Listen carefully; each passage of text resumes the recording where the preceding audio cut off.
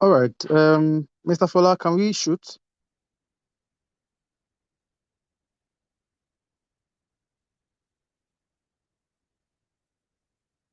Oh, yes, we can. Please do. Okay. Okay. Thank you. Good Others will afternoon, join you everybody. along. All right. Thank you. Thank you. Good afternoon, everybody. Thank you for joining today's beautiful session. Again, today is the two-in-one session. So again, it's a double barrel that we're giving every of our participants. So again, thank you for joining this this two-in-one session, Power Pack session. And also on behalf of the organizers and Dr. Tolu Aderemi, I want to say thank you. Like we always say, that this session is not word of mouth or just a talk shop. It's just when you take when you finish all classes here, you make use of whatever it is that you have learned in this class. So I want to thank the organizers, particularly Mr. Fola and every member of the other team, every other member of the team for joining us and also making this class possible. Um, Thank you, Leonard Silk, also for joining us. You were right on time.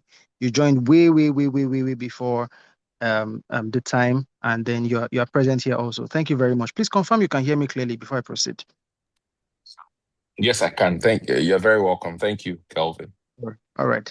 So I am going to read. I'm just to paraphrase Mr. Fola's bio. That's going to introduce Mr. Fola, and then we're just going to shoot from there. Thank you very much. So just before we read Oh, okay, you're Mr. here, sir. Fola's bio, I wanted to thank Fola and Babajide Lawal, Senior Advocate of Nigeria, for creating time, gentlemen, to join us this afternoon. Uh, Leonard Silk, we welcome you to this school. It is a school where we have been very deliberate about building the next generation of ADR practitioners uh, that are committed to practicing with excellence. I'm sure you're familiar with some of those things that happen with some of our international cases, international arbitration. And we want to try and correct all of that by creating a solid foundation. And to the participants, I see so far we have about 15. I'm hoping that many more will join because this is such an important class. It's important because it deals with both the employer and the employee concerns in a workplace. And so, particularly for me, I want everyone who is an employer of labor, to pay good attention to this, what I call a double-edged sword. It's a dual class that we've rolled into one. Today's topic is workplace conflict management in law firms. It's interesting that as lawyers, we try to provide this same service to other clients, but most of the time, we don't have the structure in-house in our own law firms. Excuse me. And we think that it's quite important for those of you who employ labor today, for those of you who intend to go into it, or for those of you who are high up there in your various law firms. I think this is one of the best ways by which you can manage, workplace conflict. So with those words, I want to thank our speakers, Babajide Lawal, Senior Advocate of Nigeria, and Fola Alade for creating time, to talk to us this afternoon. And giving Mr. Alade my word, I'm also going to sit in throughout today's class because it's such an important topic, and I think all of us must get it right. So thank you very much once again. Please, to the audience, I'd like you to please engage the topic and engage the panel. I think those are two crucial things I will plead with you to do this afternoon. Thank you very much. Kelvin, we can now please proceed to read their respective bios. So, Calvin, just please, just 2 seconds. Dr. Aderemi, first of all, I wanted to thank you for the recognition, the invitation, and for creating this platform. I noticed how you systematically avoided pronouncing the Bonyameen and went to the Babajide, but that's just the lighter mood. So thank. I know that you are being saved, that you don't want to murder the name, but it's fine. It's my pleasure to be here. Thank you for accommodating me.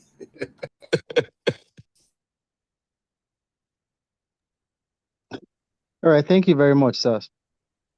So, Mr. Fola's bio, once again. Mr. Fola Alade is a globally respected commercial lawyer, notary public, and accredited attorney mediator. With over 15 years of experience, he has built a remarkable career at the intersection of law, dispute resolution, and professional development.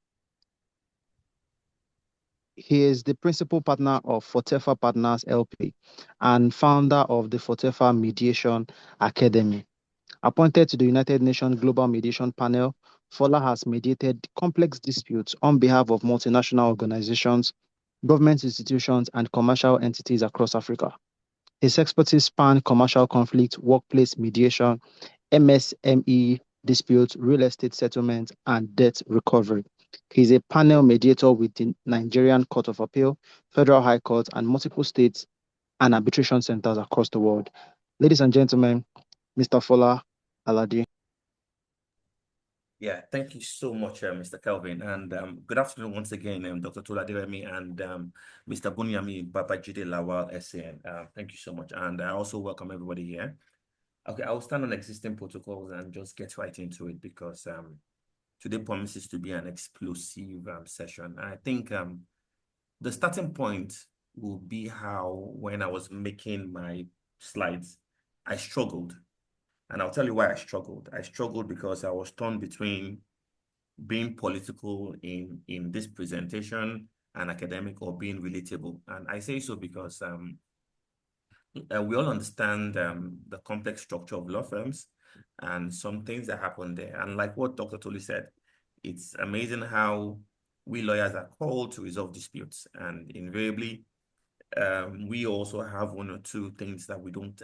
I'm careful not to use the word we don't exactly do well, but there's this saying that charity begins at home. So I haven't said that much. I'm going to try to see how I can keep my presentation within 30 minutes or less.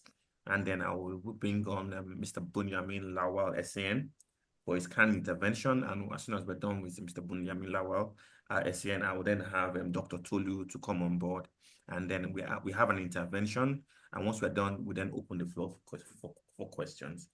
So having said that much, I want to welcome you all to today's presentation.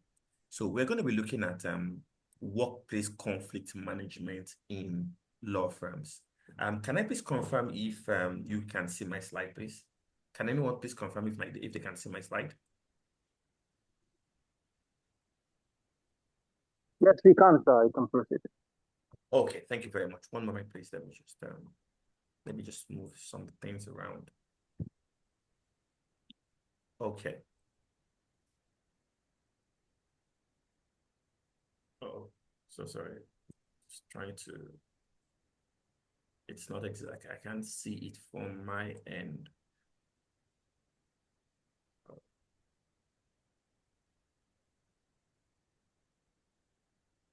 One moment, please. I'm just trying to. Yeah. Okay. Okay, good to go. So like I said, we're going to be looking at workplace conflict in law firms. So the starting point, ladies and gentlemen, will be what is presently happening as I speak to you right now. Dear learner colleagues, right now in a law firm somewhere in Nigeria, a conversation is happening between two colleagues that may probably end up in an associate resigning from his or her workplace. Now, this is not happening in a courtroom, but it's in an office between colleagues. And the essence of today's session, ladies and gentlemen, is not to exactly talk about what happens next, but what should have basically happened. Now, in the past 30 days, I'm sure in your law firm, you probably would have heard, or this may have happened to someone you know. A colleague may have been excluded from a key meeting and he or she is probably not happy about it. There is also tension that associates feel, but are too scared to talk about. You know, credit being claimed for someone else's work. You know, someone raising a concern that has been dismissed. a junior lawyer afraid to push back. But it would interest you all to know, dear learned colleagues, that every unmanaged conflict remains a price tag. A conflict that is not treated is like a saw that is festering into a wound. And if you're going to look at what the data has to say, when a colleague is dissatisfied with his workplace, productive time is lost. Apart from productive time being lost, you have the managers, probably the HR, having to spend time to resolve conflict. And all of this translates to millions being lost in talent replacement every time a good lawyer walks out. So having said this much, the starting point, ladies and gentlemen, is to go into what I like to call the etymology of workplace conflict. And when we're talking about workplace conflict, what do we mean by workplace conflict? Workplace conflict essentially refers to a state of discord caused by the actual or perceived opposition of needs, values, and interests between people working together. And usually this takes many forms in organizations, more often than not, it could be a conflict between the managing partner and the employees. It could be a conflict or a grievance between two co-workers. But what is being established is that any conflict, ladies and gentlemen, can get in the way of work and make the business less productive. It's also very important that I state that a lot of times we spend more hours in the workplace than we actually do spend at home. And sometimes they say work starts at maybe 8 and finishes at 5, but it's important to even start counting from when you wake up, down to how you probably have to commute to work or drive down to work, down to when you close and then get home. So technically, ladies and gentlemen, you spend more hours at work than you actually do at home. So it's extremely important that the workplace is conducive. And because you see, if a workplace is conducive and the relationship is harmonious, there is a tendency for associates to want to give out their best. Now, having said that much, let's also have a look at some of the forms of workplace conflict that comes up in law firms. First on the list, ladies and gentlemen, is what I would like to call an interpersonal conflict. Of course, it may not be this extreme with the picture you have here, but this is just basically a metaphor for what happens in workplace, what happens when interpersonal conflict comes into place. Now, ladies and gentlemen, it's very important that you all understand that more often than not, when you are employed in a law firm, you are employed for what you can do, but there's also who you are as a person that you bring into the workplace. And whether we like it or not, ladies and gentlemen, we are all products of our environments. Some of us have trauma, some of us have baggages that we bring into the law firms, employers and employees alike. And when I say employers, what do I mean by employers? Probably maybe an employer that has worked in a toxic work environment and has now set up his own law firm and then thinks that the way and manner he is running his own law firm is the way and manner it should be.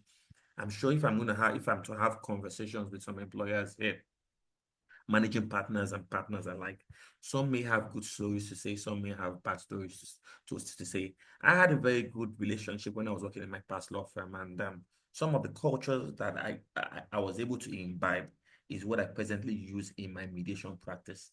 Top of which three, number one, is the open door policy. I worked in Abdullah Ibrahim and Co, and we had the highest number of SCNs, and every SCN had an open door policy. We used to close at 5 p.m. Apart from even closing at 5 p.m., salaries were paid on the 25th. So I already have it ingrained in my mind that I must pay my lawyers on the 25th, even if I'm not even able to pay salary for myself. Now, that is the kind of workplace I got accustomed to.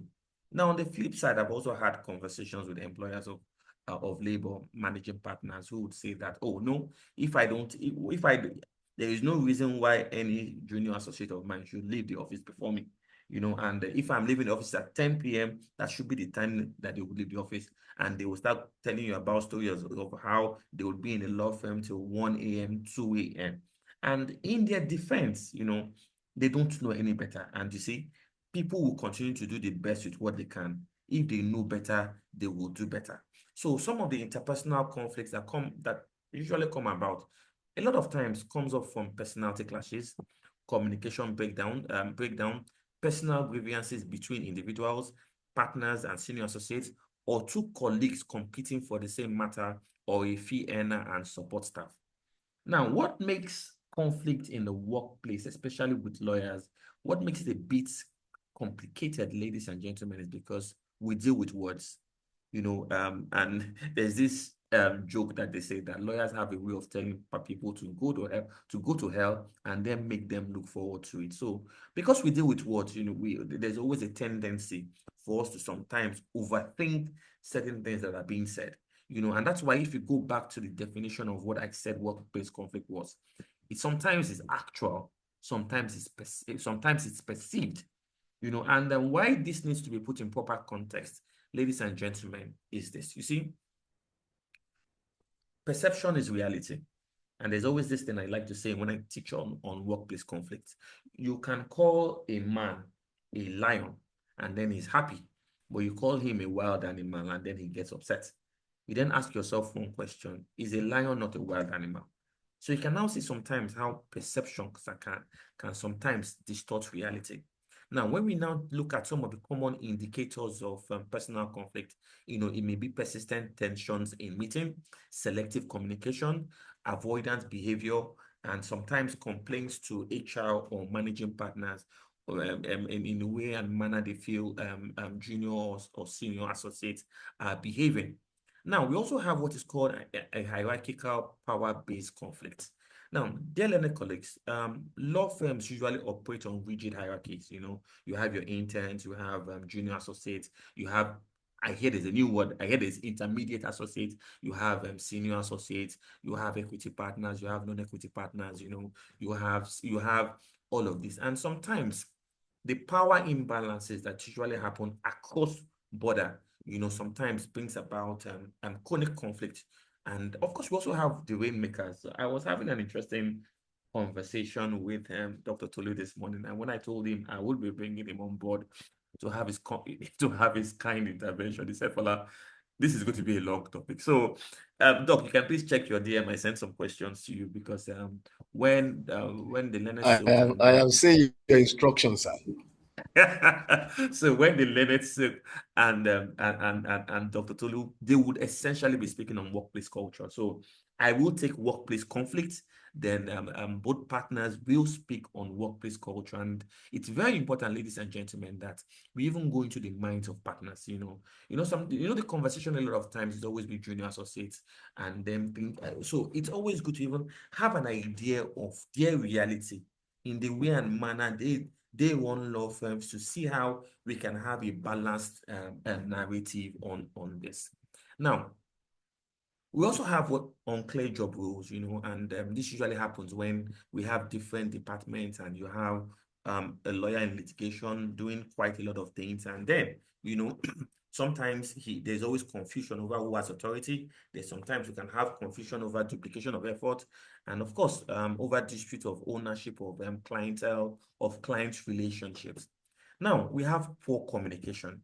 Now, I hear of some law firms where you have senior associates basically shouting at junior associates, using words that ought not to be so, and we need to have an understanding of what effective communication is, ladies and gentlemen.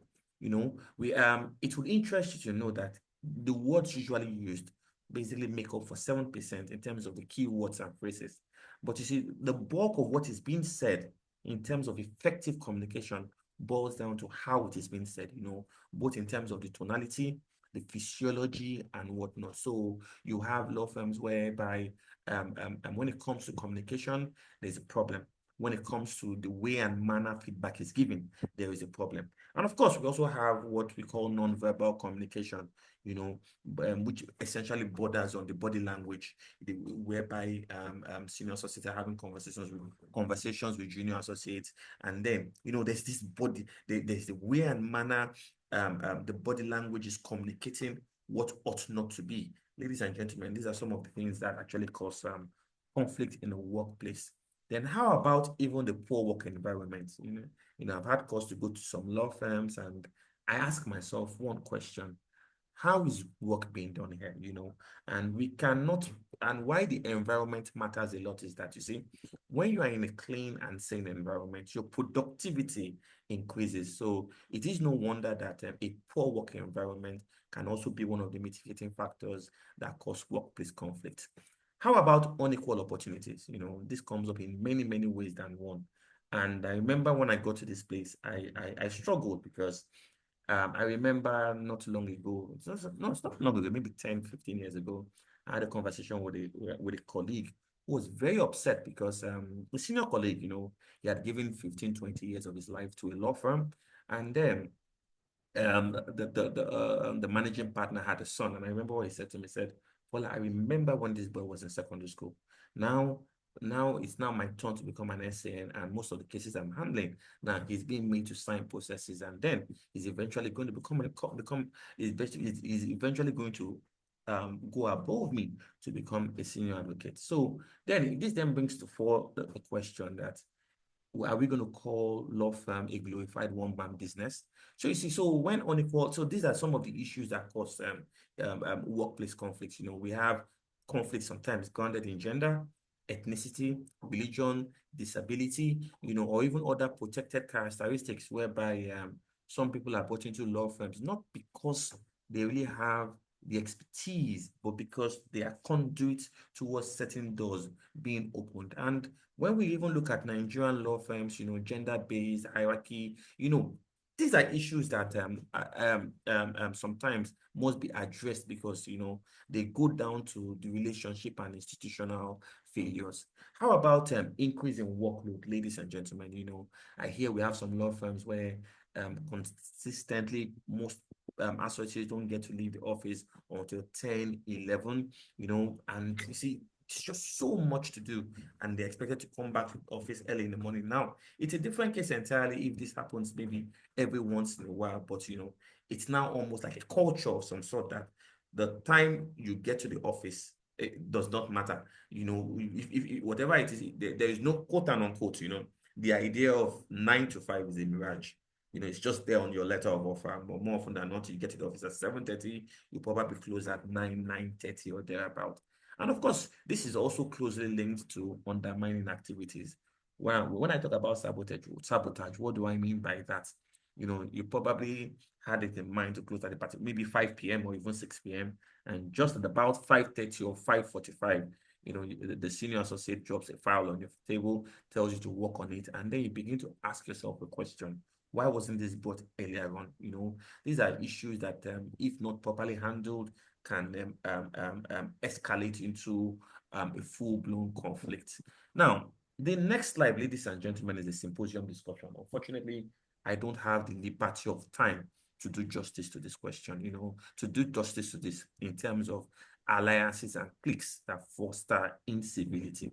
So the rhetorical question I'm going to ask is that, can your friend be a colleague in your office?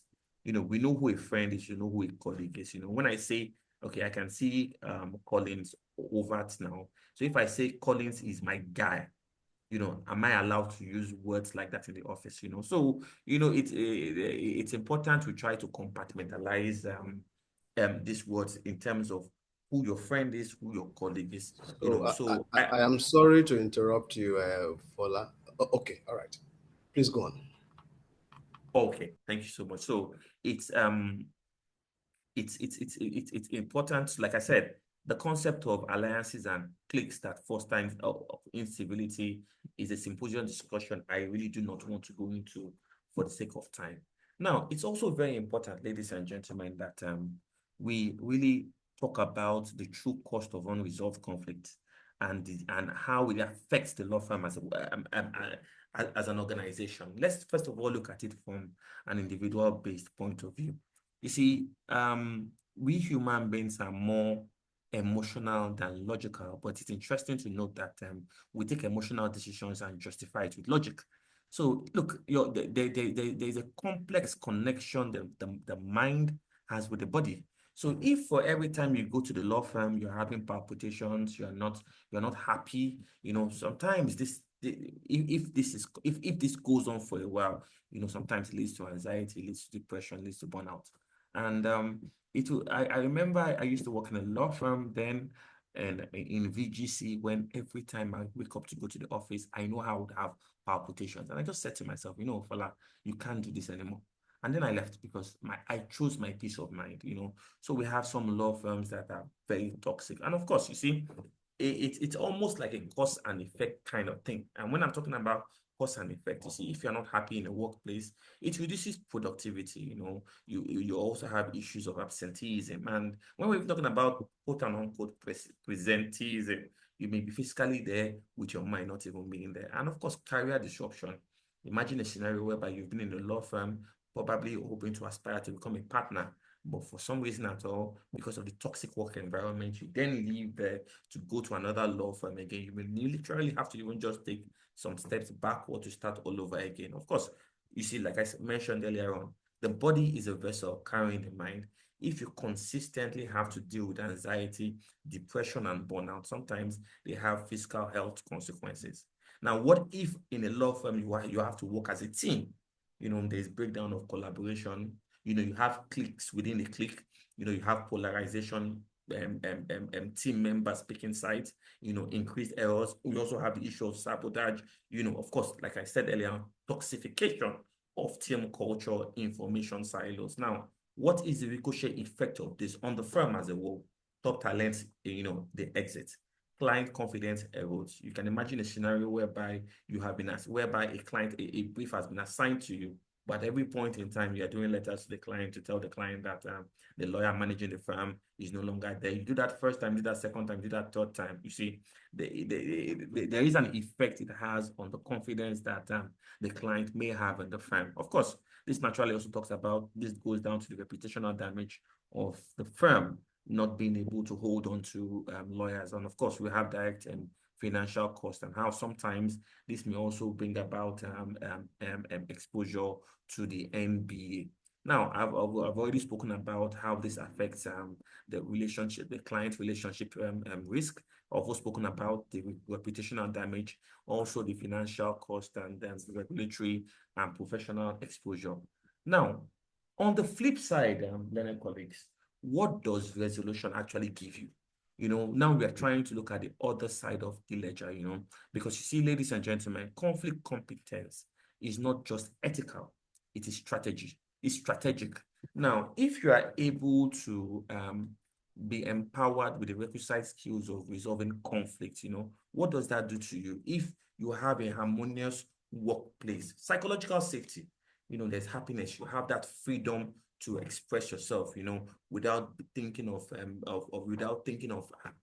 having some kind of adverse consequence, the freedom to raise concerns without fear of career consequences. Restored relationships, bearing in mind that you all are products of different environment, diverse cultures coming into an environment, So essentially, you see, you have functional professional relationships. Now you're also able to have talent retention because, you have lawyers, ladies and gentlemen, they stay where they feel heard. They stay where they feel respected, and they stay where they feel fairly treated. And I always say this, when I hear lawyers talk about the experiences they have, I never had that experience. I was called to the bar in 2007, and I joined Abdullah Ibrahim and Co. I was at Abdullah Ibrahim and Co for 10 years. And I would have stayed longer, but because I wasn't doing, it was a core litigation firm. I wanted to set up a bespoke ADR practice. That was one of the reasons why I left there. A lot of the SCNs that were there, that are still there now, some of them actually went there as soon as they were called to the bar. Do you know what it is to have at least 4 sitting SCNs in a law firm? So sometimes, contrary to public opinions, it's not always even about the money. Sometimes it's always something deeper, that peace of mind, that harmonious workplace environment. So strong clientele service too, when, and these are some of the things that clients also put into consideration. The fact that you come into a law firm, you have a brief, and you know for sure that whatever lawyer who has been engaged to handle your brief will most likely be the one to handle it from start to finish. Now, you see, conflict costs, ladies and gentlemen, you see. And so if at the end of the day, conflicts are properly managed, you have fewer HR interventions, you have grievances being managed, and of course, the market reputation also coming into place. Now, what then happens as a team? I've been able to explain the individual benefits. How about team? you have improved communications, apart from even improved communications, there's this higher tendency, ladies and gentlemen, of faster decision making, greater innovations, because now what we have now, we have more than 3 heads, coming together to work as one. And for the firm, of course, first thing one is retention of top talents. Now you have lawyers who decide to even stay even longer. Or the ricochet effect again will be stronger clientele and relationship, enhanced firm brand, to the effect that for sure that once you come into that law firm, you have what is called like a trajectory of some sort. Trajectory to the effect that that if you stay in this law firm and you're able to put in your best, from junior associate, you're able to move to a senior associate. From senior associate, there's also possibility of people becoming a partner. You see, that only usually happens when you have a harmonious working environment. Now, having said that much, what then are the qualities that make you conflict capable? Learned colleagues, they are not usually personality traits. They are capacities, built through deliberate training and practice, built through intentionality. And what are the competencies that we are talking about? First things first, and it's interesting that, ladies and gentlemen, that the 21st century client has changed. Now we are looking at the infusion of soft skills into what it is that we do.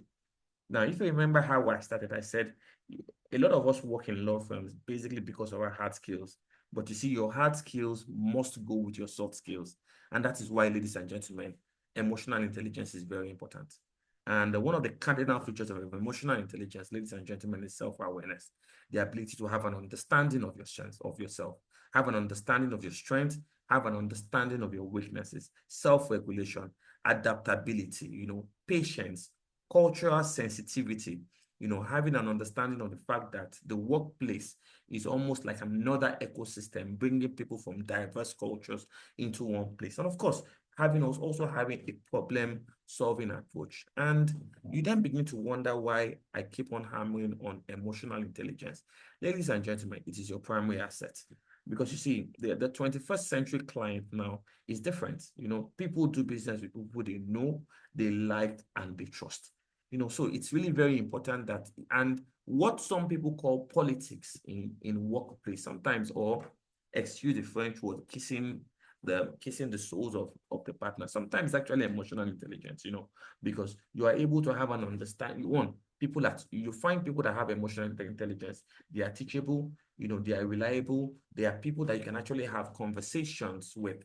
And we cannot even talk about emotional intelligence without even looking at cultural sensitivity and cultural intelligence, because you see, ladies and gentlemen, most Nigerian law firms, they have professionals from diverse culture, ethnic, regional, generational backgrounds, and sensitivity is really, really very important in the scheme of things.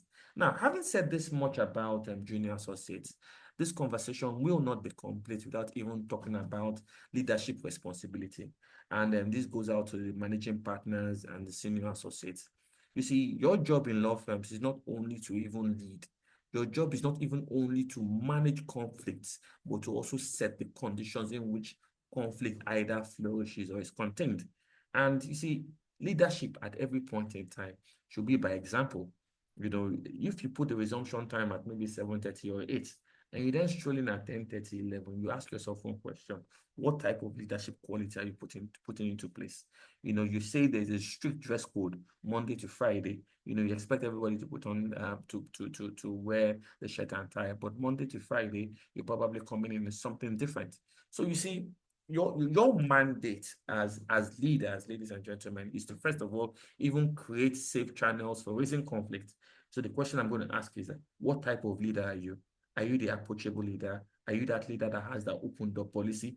Are you that leader that once you come into the office, everybody, they literally have to pray that you are in a good mood for anything to happen, And of course, you see, like I said earlier on, a conflict is like a wound. It's like a sore. If not treated, first as into a wound. So whenever issues come up, how early do you act? Because you see, when you don't act early, delay endorses status quo.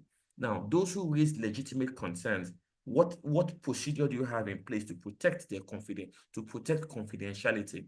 even commission professional training, because the truth of the matter there is you can never go beyond what you know. How often do you have trainings like this? And yet again, I would also want to commend Dr. Tolu for coming up with this wonderful initiative, because I'm sure by the time we are done, there will be quite a lot for you to pick up in terms of the way and manner you do things. And what happens if at the end of the day, as leaders, you don't do anything? Silence, ladies and gentlemen. You see, silence from the junior associates, because one, they don't have a safe space to express themselves. There is no safe channel to raise concerns. Then what then happens? You then have a vacuum. Informal power networks fail. Politics then replaces principle. Now, if that is not adequately clipped, you then start having cliques. You have alliances, camps harden.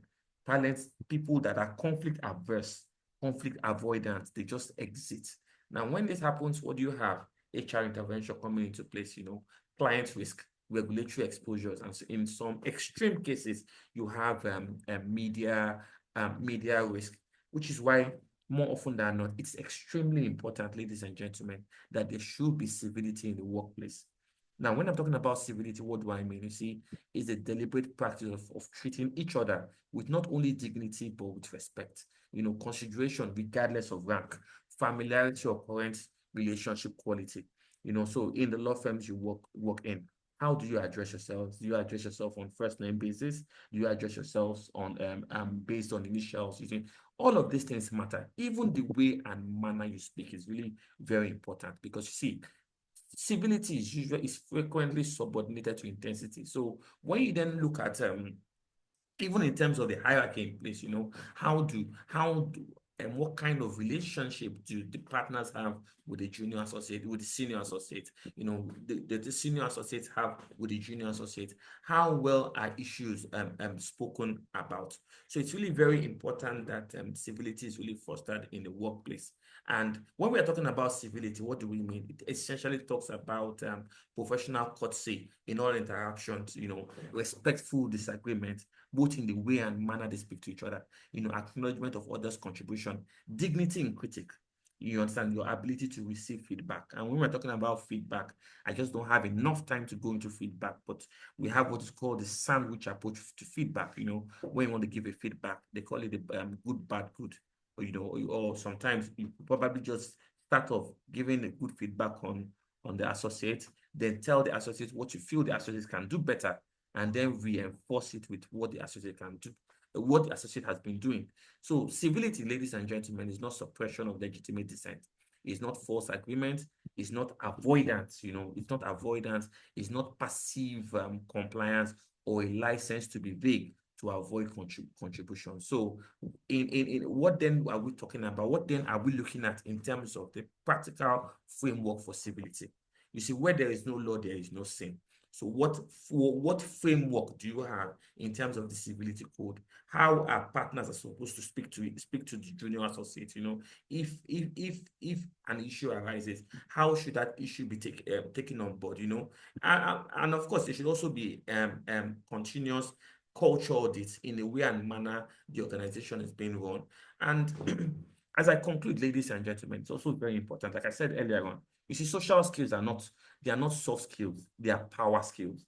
So you cannot have a law firm that works strictly on hard skills. And we can see what is even happening right now. You have team bonding, you have law firms taking the associates on retreat. Why does this happen? It's because they're just basically trying to see how they can make people come together. And that is why a clear distinction, ladies and gentlemen, must be made between hard skills and soft skills, and the clear understanding that you do not run a firm strictly on hard skills.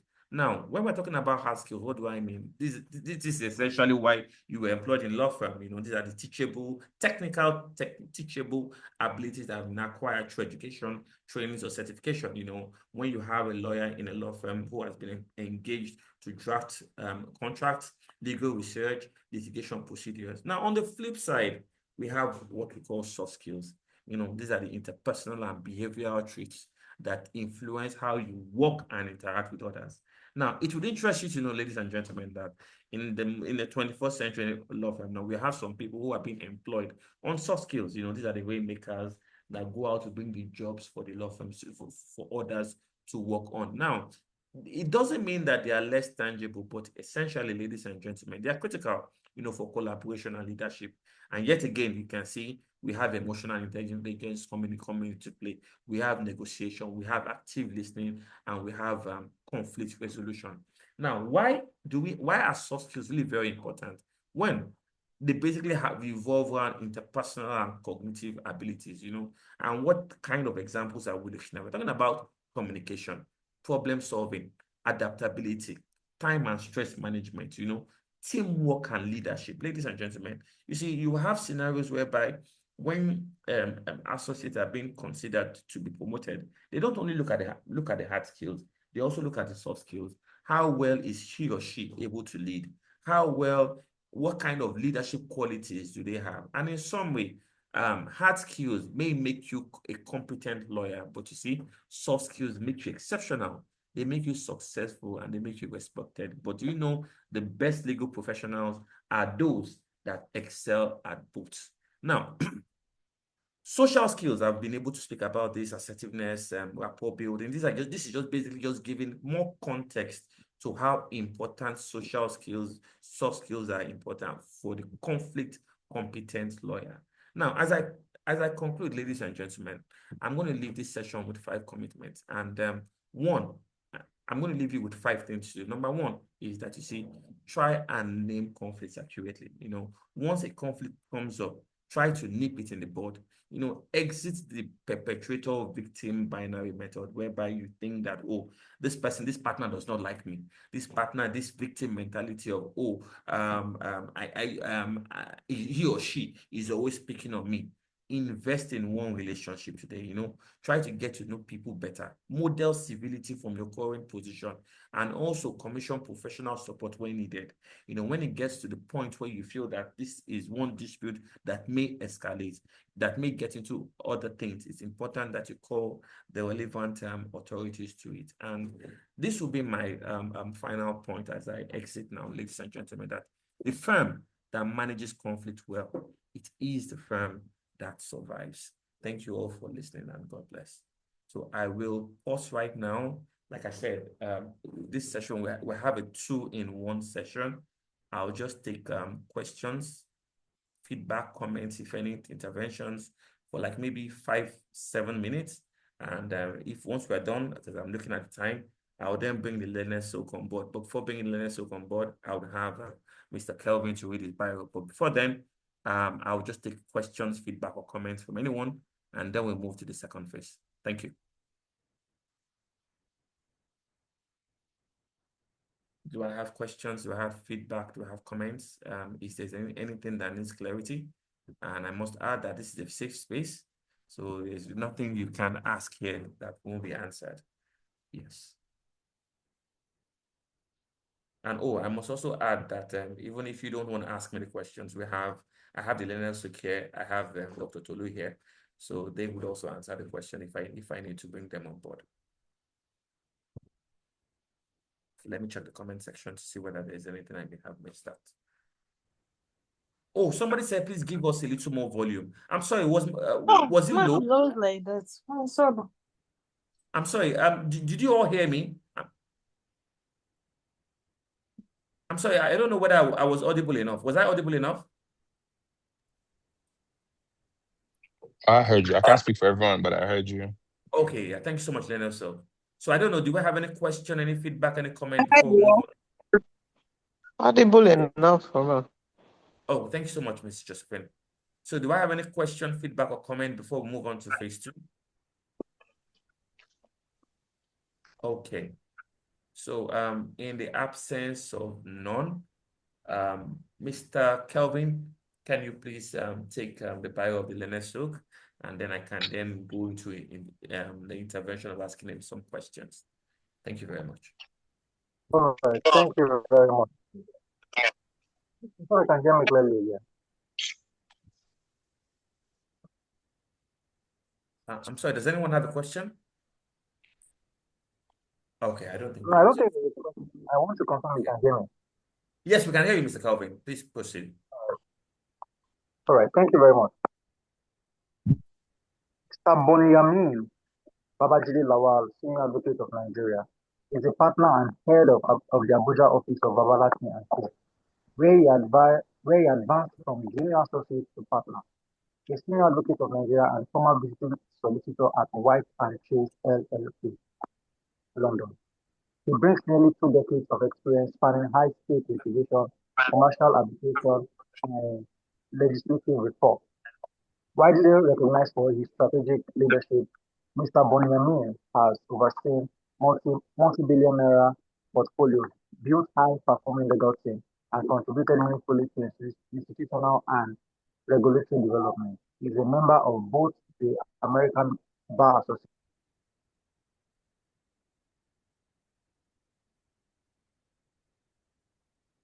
Mr. Calvin, we lost you there. We can't hear you again. Okay. Yeah. Hello, Mr. Calvin. All right. Can you hear me clearly now? Now we can hear better, way better. Please, can you take the bio again? This is way better. We could barely hear what you were saying. Yeah, thank you very much. All right. Mr. Bonyameen Babajide Lawal, Senior Advocate of Nigeria, is a partner and head of the Abuja office at Babalaki and Co., where he advanced from junior associate to partner, a senior advocate of Nigeria and former visiting solicitor at White and Chase LLP, London. He brings nearly 2 decades of experience spanning high-stake litigation, commercial arbitration, and legislative reform. Widely recognized for his strategic leadership, Mr. Bonyameen has overseen multi-billion naira portfolios, built high-performing legal teams, and contributed meaningfully to institutional and regulatory developments. He is a member of both the American Bar Association and the International Bar Association. He's also a notary public for the Federal Republic of Nigeria and the immediate past secretary of the Nigerian Bar Association Public Interest Litigation Committee. Ladies and gentlemen, let us see Mr. Bonyameen Babajide Lawal, Senior Advocate of Nigeria. Yeah, thank you so much, Kelvin. So, Thank you, Kelvin. BBL SAN. Good afternoon once again, sir. How do you do? Good afternoon. I'm fine, thank you. Awesome. So, I would hit the ground in let us show. You might need to clarify that BBL in this new climate. Okay, Bonyameen Babajide Lawal. So I think to avoid. So I think I'll just go with Mr. Bonyameen Lawal SAN. Okay, so let us show. I think I'm going to hit the ground running by the question asked by Indi Diamaka falls within the frame of workplace culture actually, and it goes to us. She says that how can you handle working in a firm where a relative of the boss is a junior partner but lords it over seniors in the firm? Thank you for having me here, and I appreciate being here. But see, the thing about some of these questions, for me to be able to answer this question effectively, I'm going to make it a bit personal before I go into answering the question. So just bear with me. No I had the benefit of, I've worked in the same firm my entire career. I did my law office attachment there. From there, I did my NYSC. For NYSC, I was retained. I was retained there, went through the ranks, and eventually became partner. And by the special grace of God today, Senior Advocate of Nigeria. And I think the answer to why I put that as a background is I've literally been through every single phase. And part of what is important in every phase is that you need to evolve. I know how I felt as an intern. I know how I felt as a copper. I know when I was a junior lawyer. I know how I felt when I was becoming more senior and how to deal with and knowing how people at the back felt. And I think you answered it very brilliantly in your presentation, which I must commend you for that. All of this boils down to emotional intelligence. My answer to you cannot be that, because the boss's son is there and he's lording it over people, the way to deal with that is to either quit your job or to confront him. You have to be clear in your mind what it is that you're going to try to achieve. In this life, you have to train yourself for different situations. You have to be able to deal with certain situations. If you cannot deal with certain situations, it's either you keep up, or if the kitchen is too hot, you get out of the kitchen. And my advice to everyone is that if the kitchen is hot, learn how to cook a proper meal. The answer to everything cannot be to escape the situation. So there are peculiar situations. And your presentation was very apt about a responsibility for both the employer and the employee. So if you are so fixated on how certain things are going on in your firm and how certain things make you feel, rather than focusing on developing your skill set, you're going to run into a problem. Because eventually, no matter where you go or where you set up, if you don't have a certain level of skills to be able to deal with situations, it has nothing to do with the environment. It all boils down to you. So to answer your question, I know I've gone off on a bit of a tangent. The real answer is that you need the emotional intelligence to be able to deal with every single situation. There's no answer. You cannot fight the boss's child, but you can manage the boss's child. But you should also have certain things that you want to achieve and decide whether that's the environment for you to achieve the things you want to achieve. So yeah, that's my long-winded answer. Thank you so much, Leonard. So I don't know, would that answer also work for this second question asked? And it goes to us. How can you handle a boss who feels he's superior beyond advice or opinions of his workers and blames his workers for his own fails? He thinks everything he says must be done in the firm. Your thoughts on that, Leonard? So I agree with that. So, and I'm going to premise this by saying that there's a difference between leadership and seniority. So this is on the employer or the boss side. There are a lot of seniors that we have that their idea of leadership is to lord it over everyone. But it still boils down to the same thing. In this situation that you are in, what are you trying to achieve? If this person is a toxic person, but is a knowledgeable person, what knowledge can I get from this person if I persevere? So you really are not in a situation to control how your boss is going to behave or not behave towards you, but you are in a situation to be able to prepare yourself in a situation whereby if you see certain things coming, you are able to step in front of it and not allow it to happen to you. So for instance, like I said, I'm going to use myself as an example. I literally joined my firm when I was a law office attachment person. So some of my seniors then are my partners now.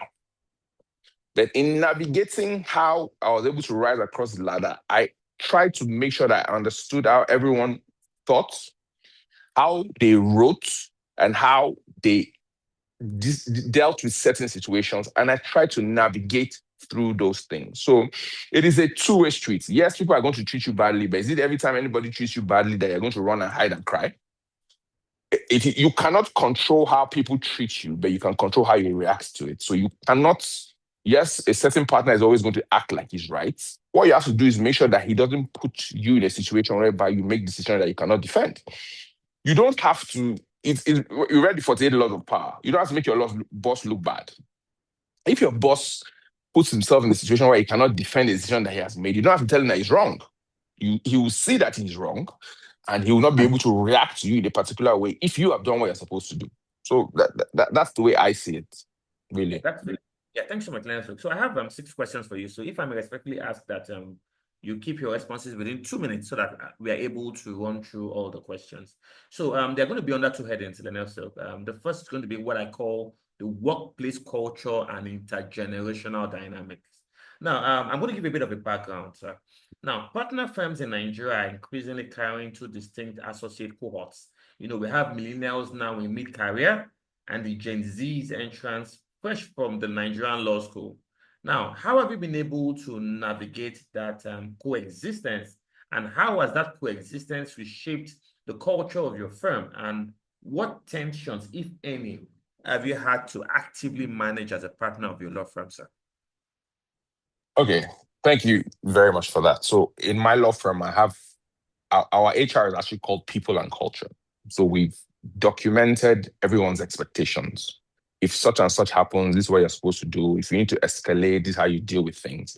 And we are all aware that we have different ways of doing things. There's the old school, which is, oh, make sure that you get the work done. There's the, oh, don't call me after office hours thing. The way we've been able to deal with it is that we are here as service providers. Our number one priority is to provide for our clients. In providing for our clients, there are certain things that need to be done at certain times. And it's, as part of leadership, is, for me though, part of what I've done is that I know my team very well. For every task that I want to assign, I know who I think is the appropriate teammate or team member that's going to be able to deal with things. And I try to make communication line very clear. This is why we're doing this. This is why we're doing this. So it cannot be a situation whereby there's work that needs to be done. We have a client that is 9 hours ahead of us in Japan or 12 hours ahead in Australia, and we're saying that we're closed. You have to understand, to let the team understand that this is what needs to be done. This is what we have to do this. And so long and short of it is there needs to be, the world has changed. We're having this meeting over Zoom, as we will have all been gathered somewhere again here physically. It all boils down to proper communication. So in balancing both the millennials and the Gen Z, I think for us to be on the same pages to know what the goal is and to properly communicate with each other, which is what I think I try to do with my team. Yeah. Yeah, thanks so much, Leonard. So I'm going to go back to the second question. Now, Gen Z lawyers, sounds a bit funny when I use that word. Gen Z lawyers, they appear to place higher premiums on psychological and mental safety, feedback frequency and work-life boundaries than their millennial predecessors who did at the same career stage. Now, as a partner, how have you been able to adapt to these expectations? So yeah, thanks again for that question. I think it's about the soft skills, it's people management. I try to identify the people within my team.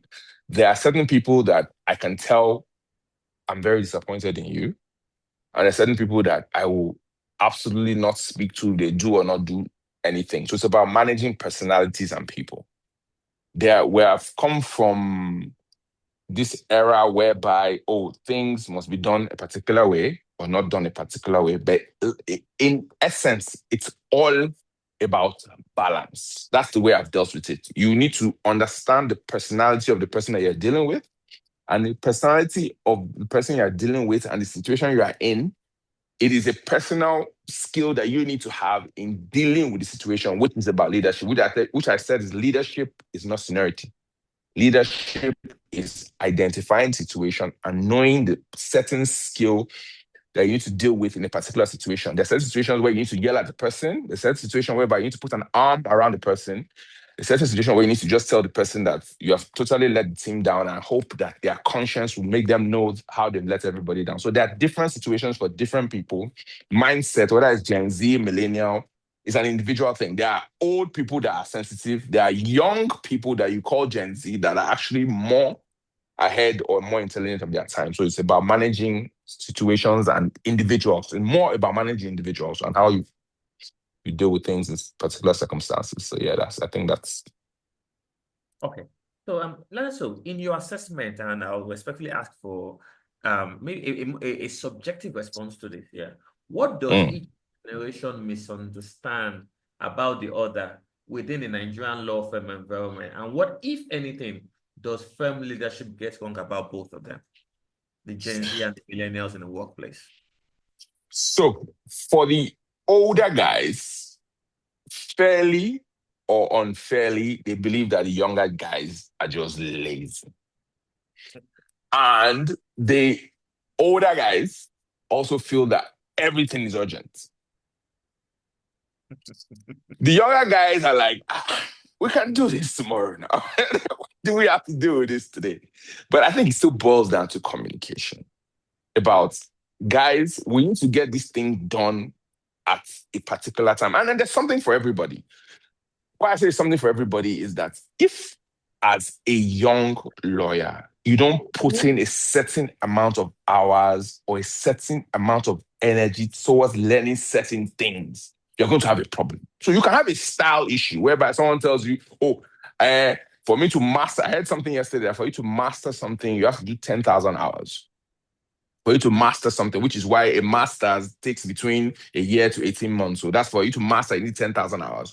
So the person says, as long as I master it, does it matter if I woke up at 8 o'clock or once I can get into work at 2 o'clock, and once I do my 2 p.m. and I do my 12 hours, once I put that in and I master my 10,000 hours, I'm fine. So the world has changed, like I said. So there has to be a balance between, you have to do the hard work. It is not getting to whether you got to work at 8 o'clock or whether you got to work at 2 p.m. For you to master the days, for you to do your 10 hours, doesn't matter whether you start the day at whatever hour, we have to be very clear in our minds that if you don't put in your 10 hours, you're not going to master your craft. So I think it's an approach thing.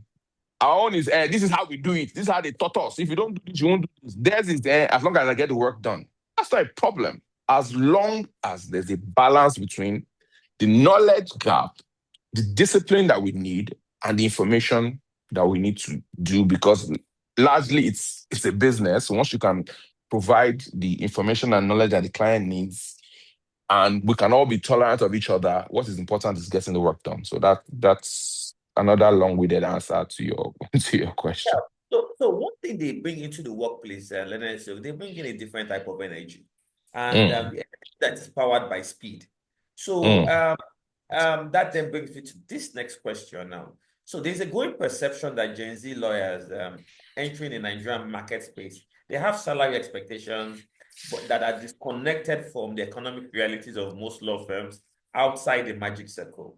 So how are you able to manage perception and also navigate that gap at the point of recruitment and retention? So I've had the benefit of being away, and I did a stint in a law firm abroad. So now the way it largely works is, for them is, let's assume that the magic law firm, that's top law firms, are all paying 10 naira for entry level. So everybody has to pay 10 naira for entry level. So yes, there is, on the one hand, for the employer, if you don't pay premium, you don't retain the best talent. That's on the one hand. Then for the employee, for me to pay you above what is base level, you have to give me value. If you are going to show me that you are valuable to me and you can get my work done, I will pay whatever I need to pay to keep you. But if you feel that you have a sense of entitlement, that because you're a young lawyer and you're trying to do X and X and X and X, it's fine. The world is, the journey is a short journey.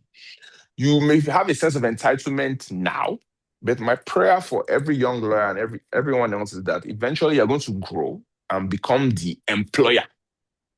And we will now know then, when you look inwards, if you are be true enough to know that when you are demanding X, then you are giving the value to get X. So it's, like I said, it's a two-way sword. You cannot pay, you must pay your lawyers a wage that is acceptable for a lawyer. Pay them X amount. But if you want to get more, it should get you to Y. You have to give me value for me to pay you Y. So it's a two-way street.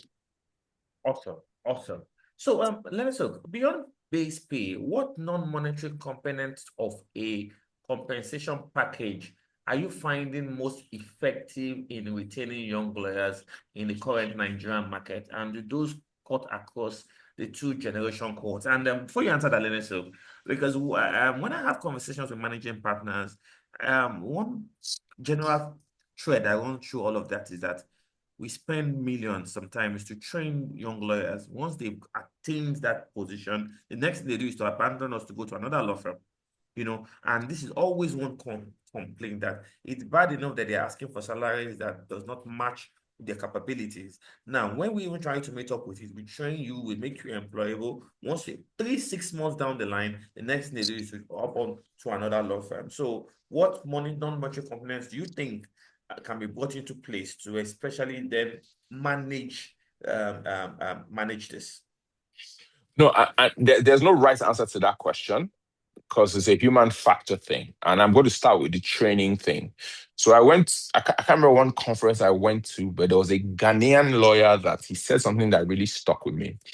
He says that if you employ lawyers and you don't train them because you feel that if you train them, they will leave. I remember that He line. said, Yeah. he now says, what happens? I think you sat right next to me. Say, Yeah, why don't you treat them? what happens if they stay? Exactly. So your answer to doing what you're supposed to do cannot be that if I do this, this will now happen. So training your lawyers, make sure they get better, that's fine. You need to do that for your continued existence. But you need to make people feel like they have a stake. And like I said, I want to put this in personal perspective using myself again. I literally rose from, it's not even the ranks.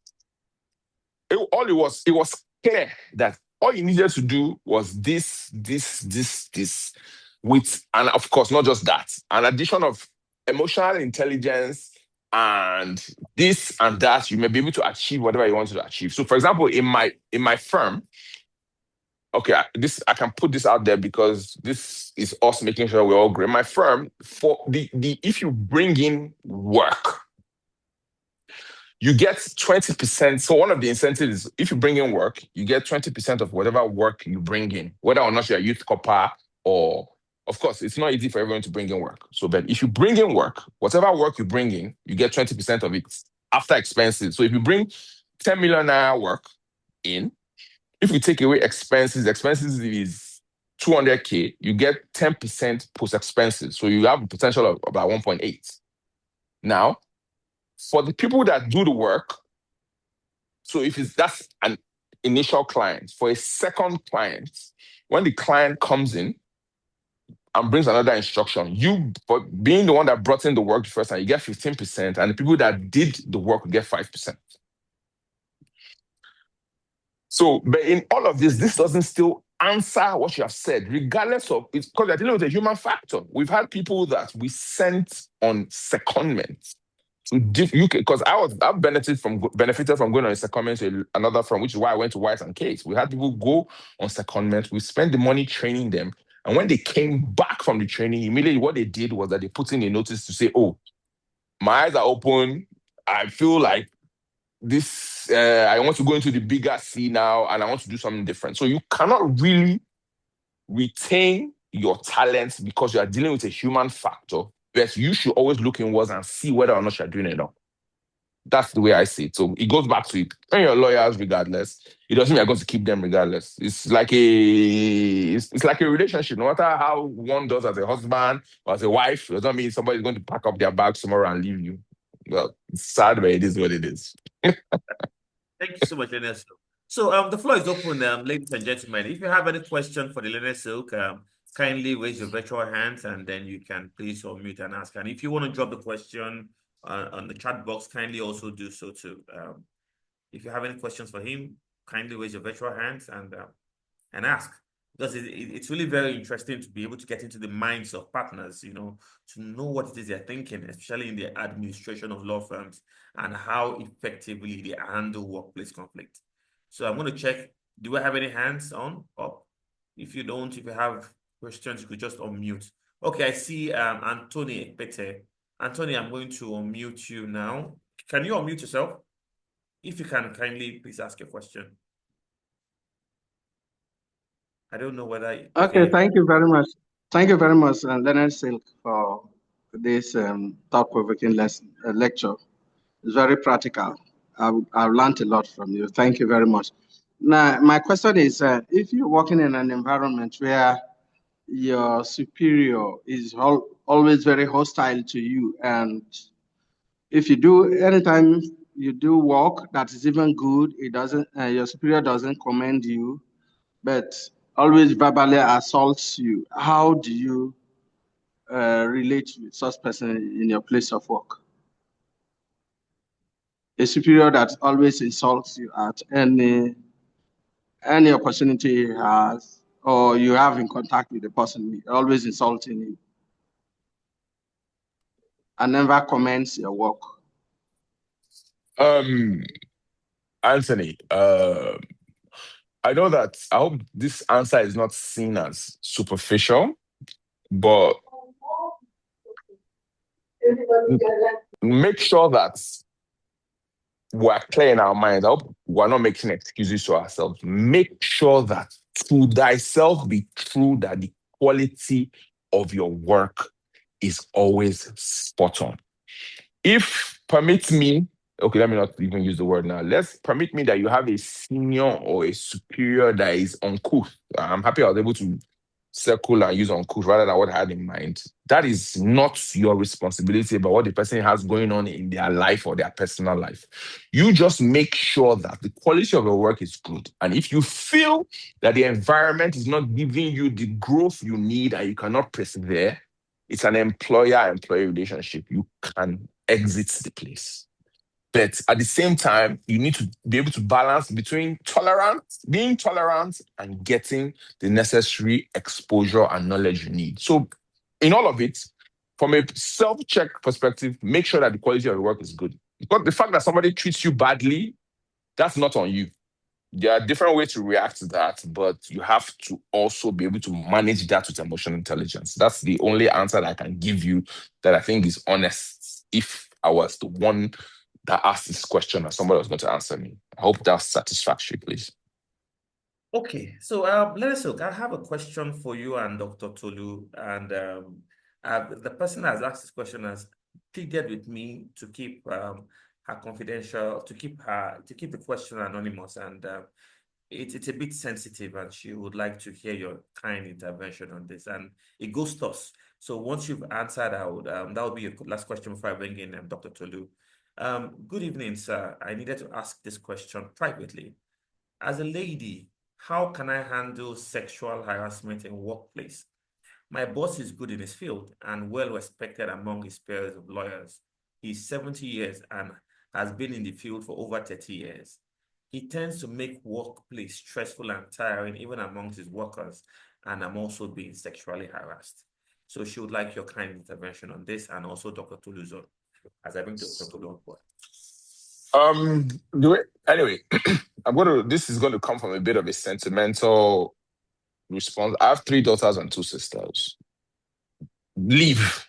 And I can't, why it seems like it's sentimental is I can't say that because I've told you to leave, I'm going to offer you employment. But leave. That you cannot be in a situation whereby you're being sexually harassed. You leave. Go and look for work elsewhere. You don't have to stay in that environment. You cannot say, because I don't think sexual harassment in the workplace and violence in a marriage are not amongst my tolerance list. You can tolerate other things, somebody speaking to you, speaking down to you, being this, but sexual harassment, no, I don't. That is no. If you have an opportunity to leave, please go elsewhere. Please, please, and please. Please, I beg. That's where I'm begging, so I beg. Yes. Yeah, but that also brings to fore the toxic environment in law firms. I don't know whether you'd like to speak to it, because I'm sure probably in conversations you've heard of what happens in other law firms. Some of us have been fortunate not to have issues like this come up. But so, what would be your last words? So, 2 questions actually. I would like, what would be your view on toxicity in workplace law firms, and also what your final words would be to everyone? So, let me put it this way. So let's first of all, before I go to toxic, there's politics. Everybody talks about, there's politics everywhere. Don't deceive yourself. Whether it is law firm, whether it is so and so, whether it's so and so. And the biggest lie you can tell yourself, maybe this should have been the way I'll have ended, but okay, let me go there and I'll go to the toxic part. The biggest lie you can tell yourself is that, I'm not involved in the politics in my workplace. You are involved in the politics of your workplace, because even if you're not actively involved in the politics of your workplace, the politics of your workplace will affect you one way or the other. So, okay, because the ass kissers, I know you tried not to say ass kissers then, and I should have done better and gone out. You got me there, right? I should have done better and gone your way. Is that even though you don't want to toe that line, those that are doing it, in the result of what they are doing is going to affect you one way or the other, even whether or not you're actively involved. So that's something that as a man or a woman, you need to grow up and know that this is the game. The workplace is not a friendship place. You can have friends in the workplace, but you have to put on your grown man or your grown man pants when you're going to that area. So you have to be able to deal with that. Now, toxic environments, I think for me, and I'm going to use me, you can't say that there's any environment that is not toxic. There might be and I'm going to go back to what you said about cliques. There might be a toxic clique or a toxic mix or everything. I think a lot of how you react to things is most important about what you get. Somebody can deal with certain things more than other people can. So, and I think you need to work on your tolerance levels. And your options are always very simple. It's either you keep up, there's certain things, like I said, you have to draw the line on. Nobody is going to physically assault you. You can say that I'm incompetent. You cannot say that I'm a fool. You can say you are disappointed with the work I've put out. You cannot say I don't know what I'm doing. They seem like thin lines. So your options are very simple. And like I said, I'm not going to be able to offer you employment or everybody employment. It's either you put up or you get out. That's really what it is. You leave. They are limited. Those are the options. It's either you stay and manage certain things. There's certain things you should not. It's like a marriage. He's always he comes home late on Friday night. He doesn't give me bets. Does he beat you? No. So if he beats you, leave. He comes in on Friday night. You to go and play chess on Friday night now. Or go and play tennis or squash on Friday night. That's a different thing. Same way in a relationship. Same way in a work, you cannot be a woman and your boss is sexually harassing you. You're not going to win in that situation, because if he sexually harasses you and you give in, it's going to be that, the reason such and such has happened is because you gave in to the boss. If you don't give in, it's going to be, I'm being victimized because I not give in. If either way, you're going to have a mental thing about when you give in or not giving in and think that's not enough. So walk away from situations that cannot work for you, really. I know it seems simple, but simplistic, yeah. Well, why is there no third option of calling out the boss that is doing this? We're all lawyers. I hope I didn't miss that up or miss that out of it, of saying that you should not call them out. No, anybody that needs to be called out, call them out. If you need to report them to the LPPC or LPDC or to the police or to EFCC, call them out by all means. I'm not saying that you should just leave and burn down the building. I'm saying don't stay and be tolerant. Leave the building down. Let it be dramatic, like the Joker walking out of the hospital. Let it be very dramatic, but don't tolerate rubbish from anybody. Same way we tell our children, if they beat you in school, beat them back and go and report. It's the same thing now.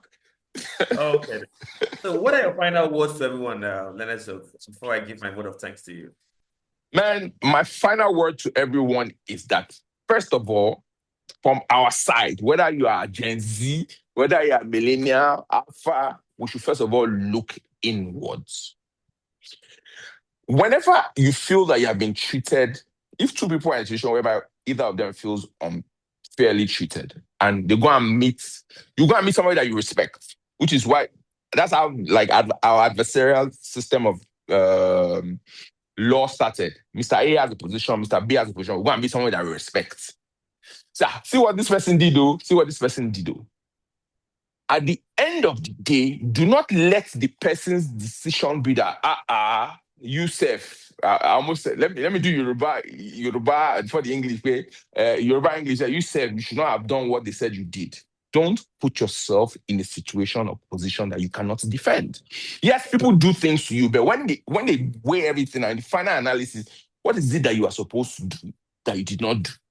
Or what could you have done better? So there's always you first checking yourself and looking inwards, and then we can blame other people later. It's easier, but you do your own first.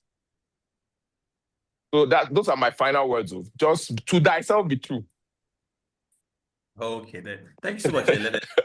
Okay, I would like to thank you, Leonard, for the gift of your time, your attention, and most importantly, your knowledge, and because I remember I reached out to you at very short notice and then you came.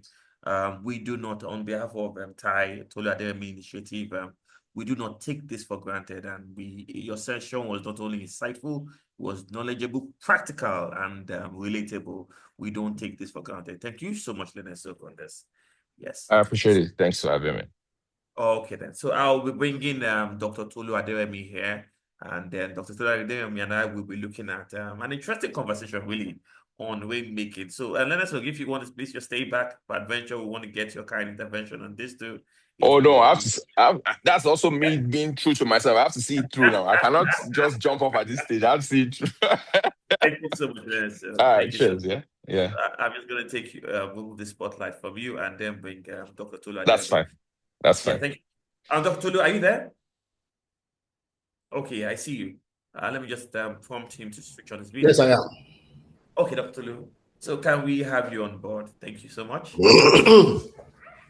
Okay, so it's funny how Dr. Tolu had to come in by way of kind intervention because we're basically having a conversation early this morning and he brought in some interesting perspective that I felt, Fola, you will not be the only one to hear this, we all need to hear this. And the questions I will be asking Dr. Tolu, come on, let me find, okay, one moment, please.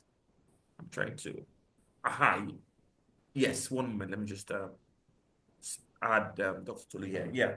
So we're going to be asking Dr. Tolu two questions on the two themes are rainmaking and client development, and then dress culture and professional presentation. So I laughed when Dr. Tolu interjected because I'd already asked, I was looking at the video of them, okay, fine, what's going on here? What's going on? So as soon as she interjected, I just said, okay, now that will be the question I'm going to ask Dr. Tolu on the dress culture. But let's start from money. Let's start from money, Dr. Tolu. So I'm going to start off on this premise, Dr. Tolu. At what point in an associate career, do you begin to expect or incentivize active client development? And has that timeline shifted in response to how millennials and Gen Z lawyers approach business origination differently? And why I ask this question has to do with the way lawyers originally jumped from one firm to the other. And I really don't know whether I can actually quote you on what you said about how law firms are generally the same, one not exactly being different from the other.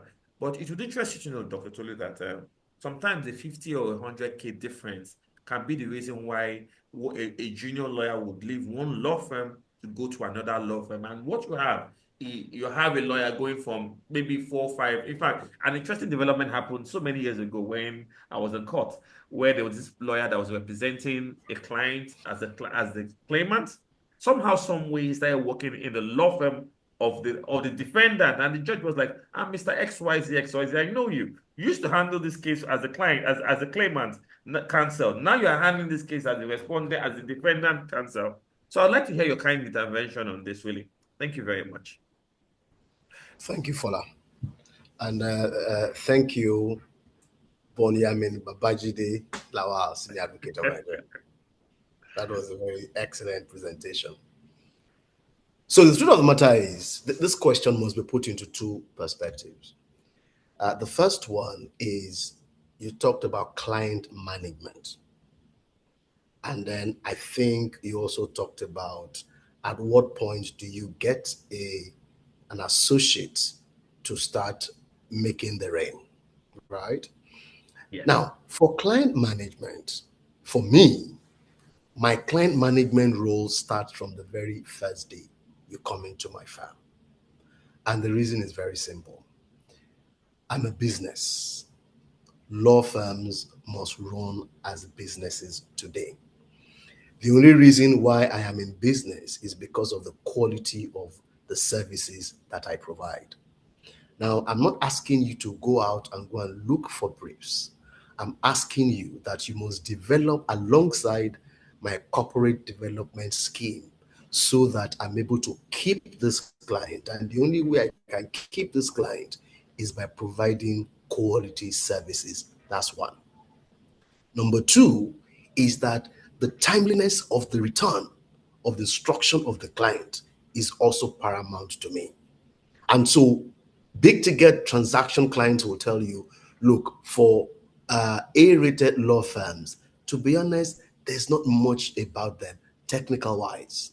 So technically, it is a given that Banwo, Aluko, Bawalaki, Petchton, all of you must be at a certain level technically. But what is different between these law firms is at what point do you revert to me when I give you an instruction? That's client management. And so sometimes people confuse it with having to rainmake. No. When you are able, if I give you an instruction, if I get an instruction from an instructing council in the UK, for example, and I'm able to turn it in less than 24 hours, and another law firm takes the same instruction, let's say, for example, you have been asked to draft a production sharing contract. A typical production sharing contract is about 224 pages at the very minimum. And so when you want to draft a PSA, and for 224 pages, you might need a whole month or two. But if one firm says, look, in 24 hours, I will turn it in, what do you think that client will do? Or who do you think that client will stay with? It will stay with that client, that law firm that's able to turn it within 24 hours. So that's what client management. And I tell all my lawyers in my offices that you must understand that the reason why we remain in business is because of our ability to meet certain deadlines. I must admit that sometimes those deadlines can be painful. And that is why, as a business and as leadership of a business, we also must recognize that. And so when the season is not that busy, you can easily quickly get your guys to go on a short holiday. If you have enough money, you can pay some small bonus as well, so that they feel they're a part of a whole. So that's standard, and that's one part of the question. The second part of the question, sir, is how do you now really bring in money? At the very base level, as an associate, it's really not your obligation to go and look for work. No, at least not in my firm. So when you come in for the first 1 or 2 years, we insist that, look, you must first be grounded in law. Because don't forget that I want to develop my business, manage my client. I can only do it when the associates who are working with me and working for me, they also understand the basic principles of law. And so I've seen instances where otherwise very good law firms have had to lose clients simply because an opinion was wrong, and simply because the senior trusted the junior with a certain level of opinion. And the client, him or herself, was uncomfortable that, look, there's something wrong. And let me be very clear, just a few hours ago, I was delivering a lecture in the University of Ibadan. And I told them, I said to these clients, they already get on artificial using AI, and they can get legal opinions. And because they are not lawyers, they tend to like to read more. So I have a couple of clients in the oil and gas industry. When they start debating law with me sometimes, I say, look, you know what? The only difference between you and I is that I studied it, you didn't study it. So I'm speaking with experience and deep knowledge. You are just speaking from what you picked on ChatGPT. So your client are as knowledgeable, if not more knowledgeable than you sometimes. And so that depth is very important for a young lawyer. So your first 2 years in my firm, you must first go through the rudiments of law.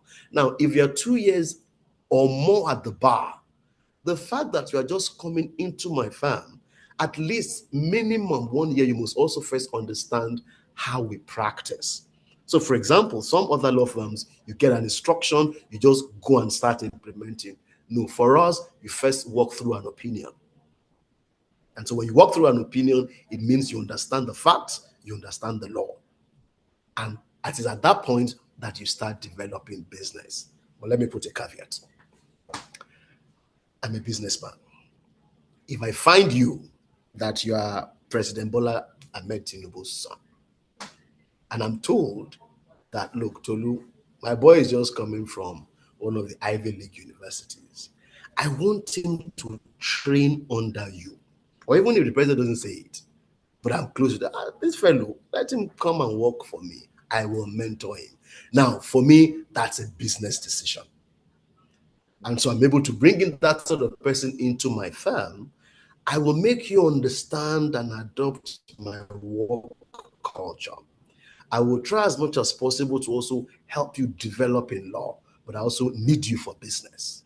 So you have an ability to speak with the Director General of BP, of NNPC, of BP. Now, those are purely management decisions, and we must come to an understanding. And there are some people that are like that.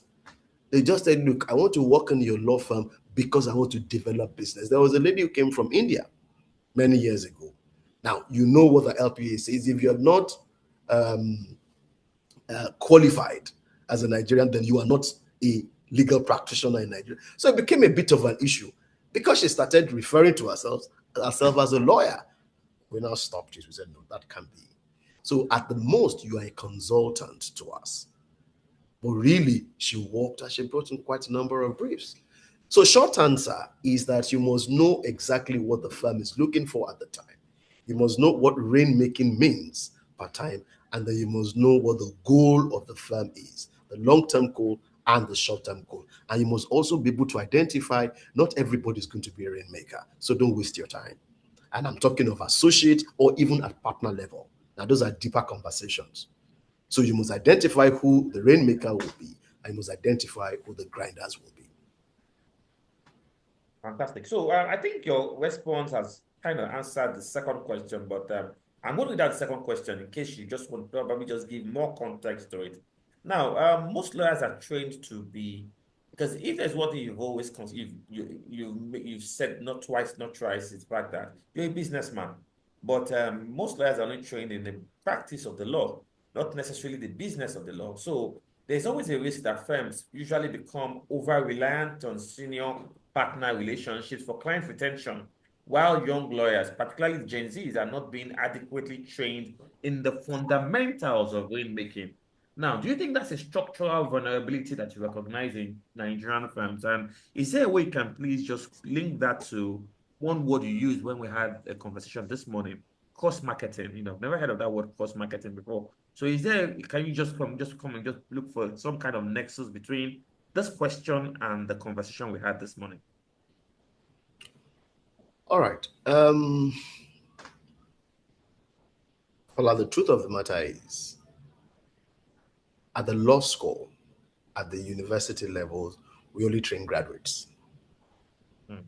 And these are not people that are fit really for the market. And for those that are employing lawyers, you will know what I'm talking about.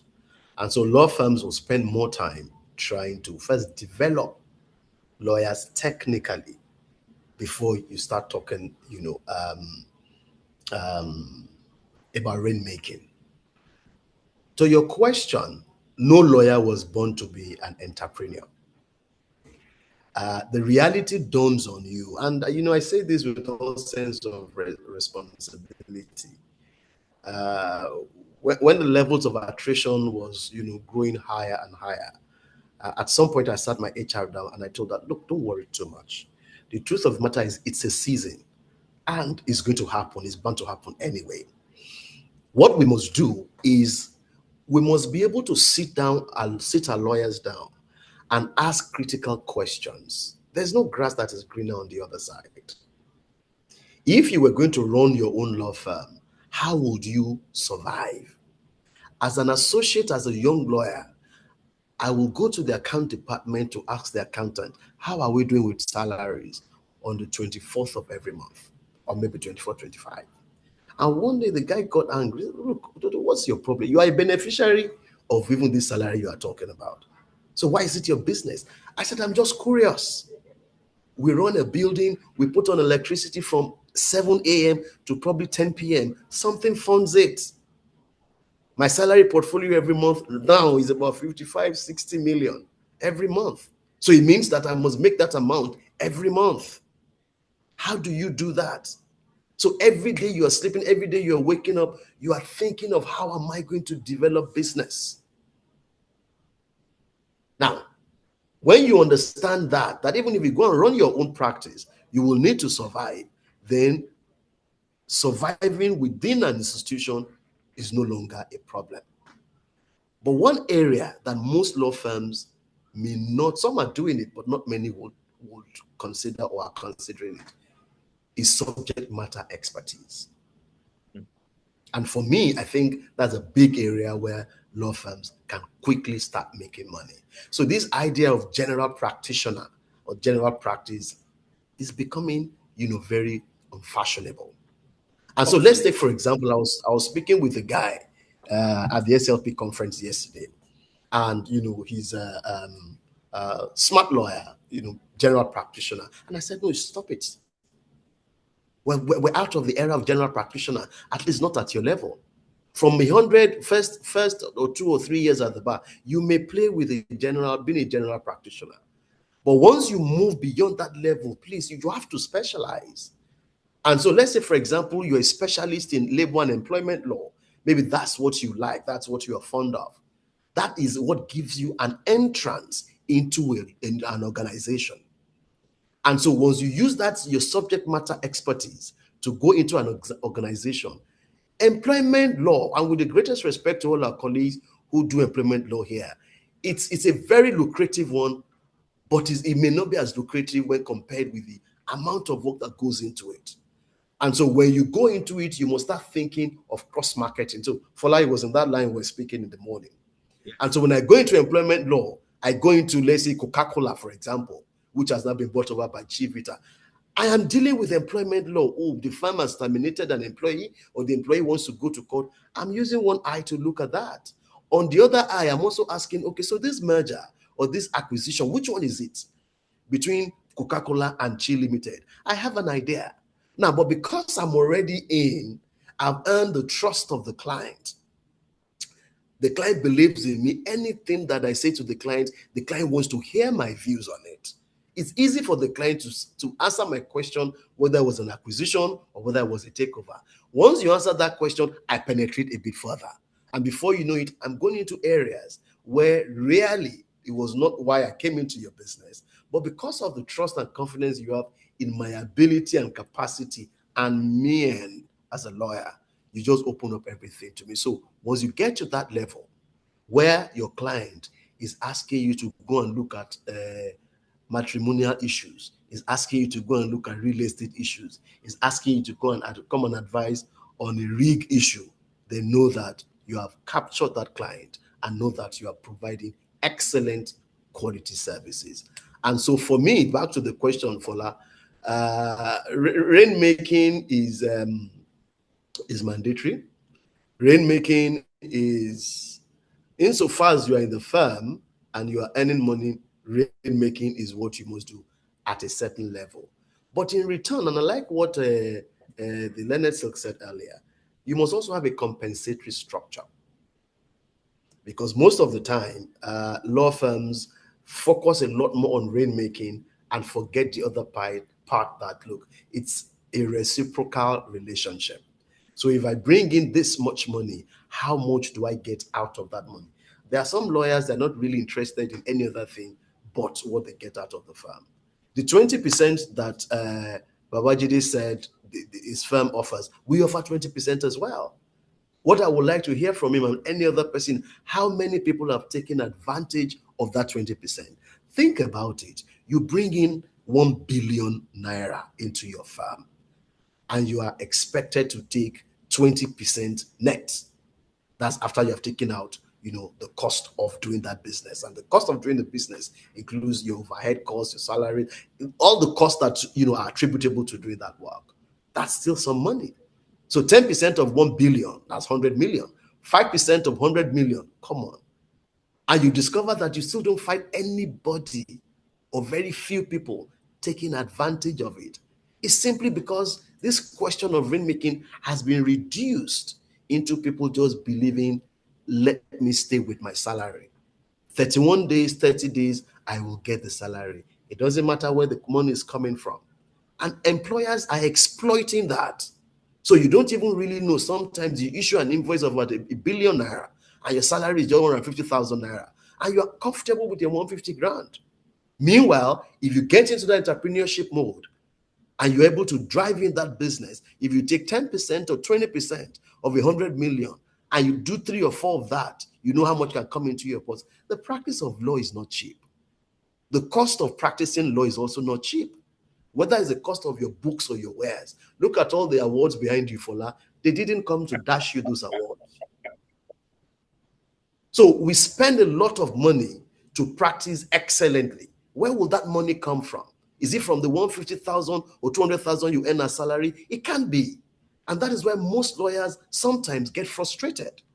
And that is why you see that they move from one office to the other just because of 50,000 or because of 100,000. It makes a lot of difference at the initial stage. But look at it when you get there. The cost of your living goes up.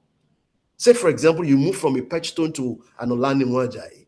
In Patchstone, let's say you are earning 100,000 naira. In Olaniwu, you are offered 150,000 naira. It's 50,000 difference. By the time you get to Olaniwu, it's in Banana Island. There are no keke marwa, keke this and that. So the cost of attending that business it erodes your 50,000 completely. Are you not better off in P&G? P&G won't take you back. We'll just send you back to Ibushiri. And so we need to start thinking like businessmen. When I'm sitting in a meeting, I'm asking myself, what is the cost of me sitting in this meeting? When a lawyer is going to court in the morning in my firm, when you come back, except you don't find me or you avoid me, I will ask you, what's the commercial value of that matter you went for? And so when you tell me you are going for a matter, Captain this over, those are matters that are almost 20 years. I met them in the firm. The client is probably dead or they've paid all the money on it. Now, I'm not saying you shouldn't go, but what's the value of your going? The value being the cost to the firm. You go to the court in the morning, you come back, I pay your toll, I pay your fro. We're not in the interlands where you collect transport allowance from clients every day. So the firm pays for your transport. Today is Uber you now take.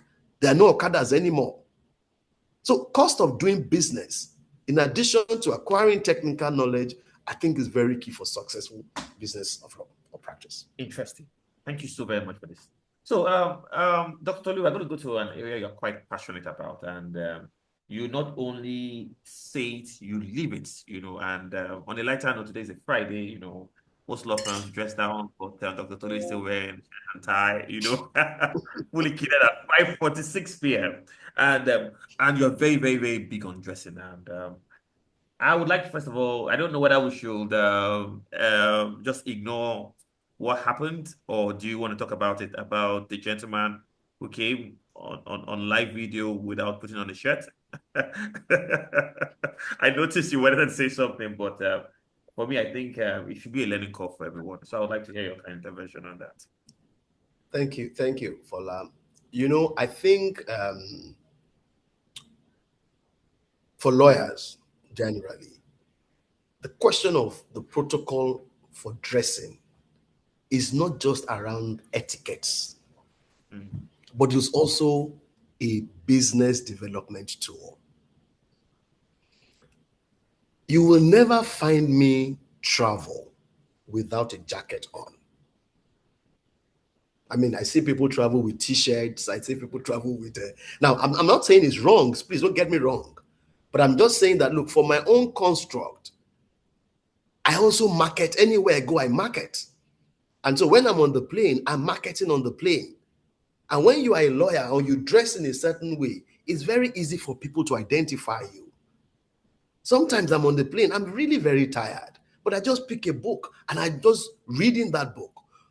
90% of the time, somebody has walked up to me, good afternoon, are you a lawyer? The moment you get asked that question, just know that you are doing the right thing. That's one. Number two, I think as lawyers, I mean, we went through law school. Look at what we went through being, university, law school, and you're practicing law. And then you now come up on, the gentleman must have done it in error, I believe. But even with that, I saw that it was bare-chested, the camera was on. Those are minor errors that sometimes are unforgivable, particularly because we're lawyers. I mentioned at the bar meeting once that I know some of these things was caused by COVID-19, but COVID-19, also came with a protocol that even when you are behind, scenes like this, just imagine that you are in a conference room or you imagine that you are in a meeting. and just appear, properly. And it's important because if you want to scale your practice to an international level, let me take, the learned seeker as an example. So for many people who just think, look, you may be at a certain level and you just can't decide to do anything you like. The learned silk is wearing native, but if you look at his head, his hat was on his head. Now, not just that, throughout the time he was speaking, he was very conscious that the hat stood well on the head. So half the time he was adjusting the hat to make sure the hat was standing well on the head. Now, that is someone who is conscious about appearance. Gentlemen, as lawyers, beyond your technical knowledge, appearance is almost everything. In fact, sometimes when you don't appear well, depending on the type of job that you do or the type of area of practice that you are involved in, your intellect is not exposed to people. You must first go through that door before you meet people that you can talk to or people that will listen to you. If you're a first class and you are not able to pass through a door, how will people know you're a first class? Now, what will make you pass through a door is when your appearance allows you pass through that door. And so that connotation of this is a negotiable lawyer, I hate to hear it. When you are going to court in the morning, I beg your pardon? Or charge and bail. Or charge and bail. Or charge and bail. I mean, with the greatest, there's nothing that must be called charge and bail. There's nothing that must be called a negotiable lawyer. When I see lawyers on Okada, I cringe. And I'm not suggesting anything. Look, as a younger lawyer, I used to go to court in public transport. But guess what? I will pack my wig and gown. I will pack them in a bag. When I get to the court, and it's just some of the things that we're now advocating back at the Federal High Court, there used to be a cloakroom at the Federal High Court where we go in there to change. That is the profession that we want to bring back. Even though I had a car, I will still go and change there. When you come out from the court, you go there to also go and change. Not today when we see all sort of madness, even senior lawyers will address press wearing wig, and that is why Showore will want to do the madness that he did, to want to address press inside the courtroom. So Fola and to all our colleagues listening, you see, appearance is everything. And if you also tie it to business, you will discover that, look, let me give you an example. I was looking for Okoya Thomas, Razak Okoya, Chief Razak Okoya, sometimes last year. I needed to meet with him. I needed to discuss something with him. And I knew that it was going to be at a particular party, which was the party, but 80th birthday of the Oloja of Ekpeland. And I needed to wear something that would attract him. For that purpose, I went to sew a particular type of cloth, which is what I know the Baba likes a lot, which is damask. And that was exactly what I wore. And it was black. And so if you want to do those sort of things, there are some colors that, so I wore black. It was not difficult for him to single me out. I met with him. I, discussed what I wanted to discuss with him. Everything is all about strategy. The clothes I wear today is black or white. You won't find me in any other color. Maybe blue, sometimes in suits. And that, again, differentiates you. What differentiates you for your marketing? How do you market your business? Intellect alone is not enough. You must have intellect, without which there's nothing you are selling. But within what box do you market it? I delivered a paper some time ago. It was a red and the white box. When you are marketing in the red box, everybody sees what you're doing. Everybody can hear you. If you market in the white box, nobody sees what you're doing. Interesting. So I'm sure your response to would also go for this, but let me still ask Dr. Lu. Now, the Nigerian bar has historically maintained a conservative dress culture reinforced by court requirements and client expectations. Now, we're talking about Gen Z lawyers now. And now, Gen Z lawyers are visibly pushing these boundaries, not only in the workplace, but at networking events and on social media. So where does your firm now draw the line, and on what basis do they do that? So this Gen Z matter, all of us have to become Gen Z. Different type of energy, I'm telling you. you know, the I don't know. So, so that's why most times, yeah, I think it's a question with And the good and the good part is, even in my home, I have children that are Gen Z. So the problem starts from there. But let's say this. Let's say this. If you want to grow as a firm, that is a demography that you must pay attention to. I went to one of my friend's offices. It's a cat management company, and I sat with him in the room. And then he said he called in. He said he wanted to call his legal head of legal to come and I said, you have head of legal. So he brought in the gentleman. And when the guy came in, he had all sort of dreadlocks. in a law firm. No. It's a card management company. Okay. But the head of legal, a lawyer, came to see the CEO, and he was dressed in t-shirt. It was a Tuesday or a Wednesday, dressed in t-shirt and jeans, or sneakers, and with the dress on the head. So I looked at him. I didn't say much.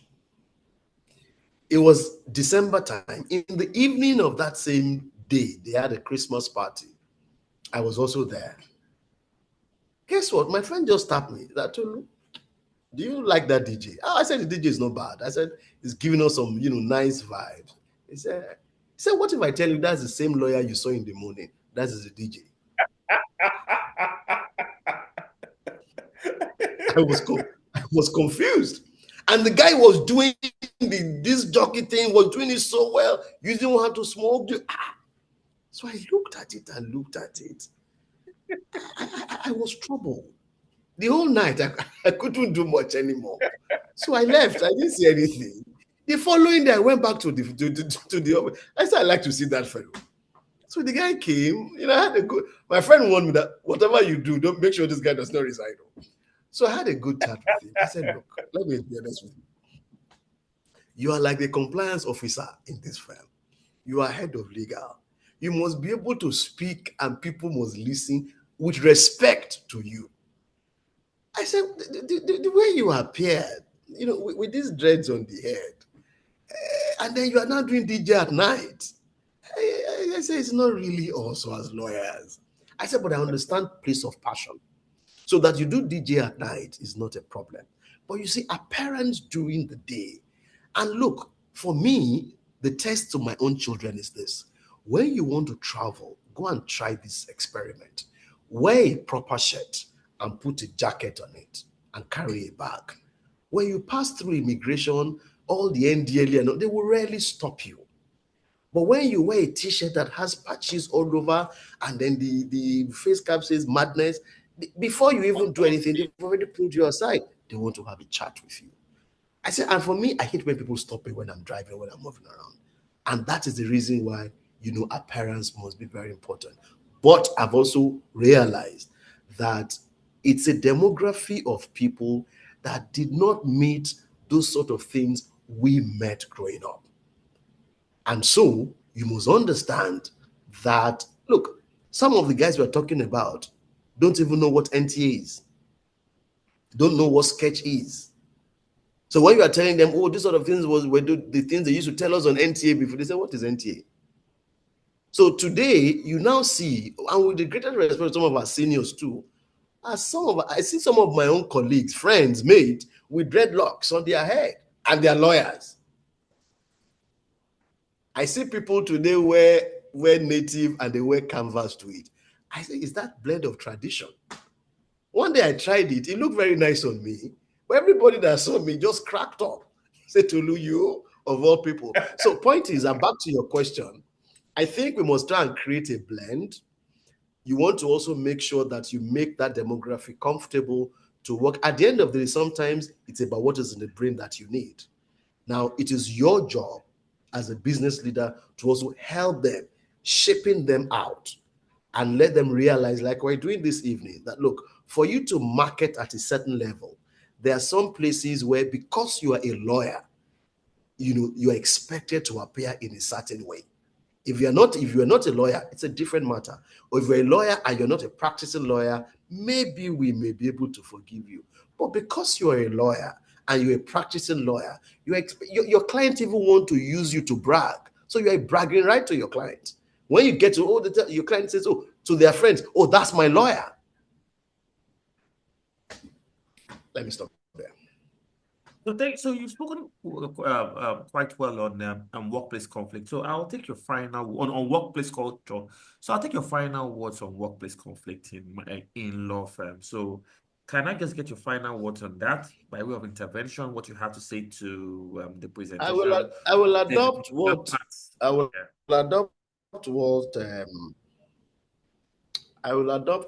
the learned SAN, what he says about calling out on. I'll take sexual conflict, sexual harassment first. What he says about sexual harassment, and yes, maybe not go as far as pulling down the house, but I will say that you must report to the appropriate authorities. It's under no guise is it acceptable. Nowhere, whether sexual assault or any other form of assault. A workplace environment must be a home. That is where you spend most of your useful hours from 8 o'clock to 5 o'clock. So you spend more time with your colleagues than your spouse. You spend more time with your colleagues than your children. So the place had better be, better be habitable. Number two, this practice, if you want to succeed, you have to be an entrepreneur. Unfortunately, we did not grow up or we're not trained to be full entrepreneurs, but we're all growing into it today. I want to urge everyone here for you to understand that this job is not as bad and as dry as people think. You will start seeing lawyers buying Rolls Royce from the money of law, not other sources of money that we call non-oil income. Thank you very much, Fola. Thank you so much, Dr. Tolu Aderemi. I also want to use this opportunity to thank you again for being the inspiration behind TIE, because we have a lot of people here who probably not have been able to benefit from this if you didn't come up with this. I want to thank you for the gift of your time, your attention, and also everyone here that has also stayed till 6 p.m. And I see we still have the learned silk, Mr. Bonyameen Babajide Lawal, SAN here with us. Thank you so very much for your time, and we'll be back again next week, Friday, same time, with another insightful and learned facilitator to take us on another topic. So thank you, everyone, and have a lovely, lovely weekend ahead. Thank you so much. Mr. Bonyameen, do you have anything to say before we go?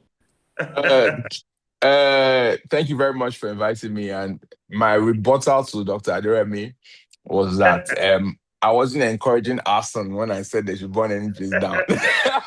That's the lighter mode. Thank you very much. Lawyers would always be lawyers. Thank you very much, Mr. Babajide Lawal. Thank you so much, Dr. Tolu Aderemi. And thank you all for waiting. We'll see all of you next week. God bless. Bye. Cheers. Thank you. Bye. So much, yeah. Okay.